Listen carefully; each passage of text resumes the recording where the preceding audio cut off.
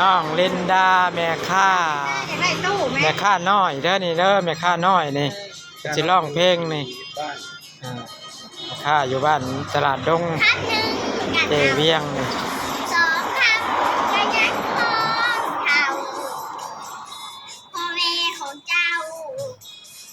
ร้องเพลงดีเด้อนี่เด้อฝากติดตามเพิ่นเด้อนี่เด้อแม่ค่าน้อยเด้อ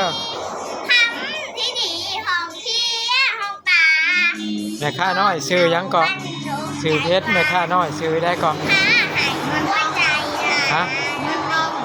ปินทองสาวหยอกห้องบอกหยอกอา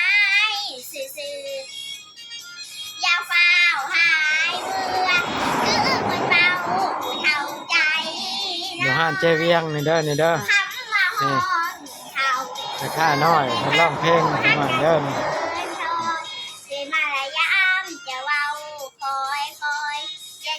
ฝากกดไลค์กดแชร์ติดตามหน่อยเด้อนี่เด้อนี่ปลาลาแก้มน้องปลาลาปลาลาแก้มน้องปลาลาอย่ามาห้องหัวห้องตาห้องพี่ห้องป้ากะดีเด้อนางห้องพี่ห้องป้ากะดีเด้อนางห้องอายย่านคนเขามองคนหัวพองเหมือนที่ทำหัวนางเหมือนกับคุณลูกคุณลำแม่มากุหลาบจะอ้วมาอ้วแม่มากุหลาบจะอ้วนี่ฝากติดตามกันเด้อนี่เด้อกดไลค์กดแชร์ไปหน่อยคำหนึ่งเกิดเท่าสองคำจะย่างของเท่าพ่อแม่ของเจ้าบอกว่าบอกเชิญว่าห้องอายห้องพี่คำดีๆห้องเที่ยวห้องปลาห้องเท่ามันตกใจว่ามาหายหัวใจหละเลยโยโยโยโยไปเลยแก้มน้องไปเลยไปเลยแก้มน้องไปเลยให้เสียงเบาเล็กน้อยแม่ม้วนสลอยไอ้ไห้เล็กอยู่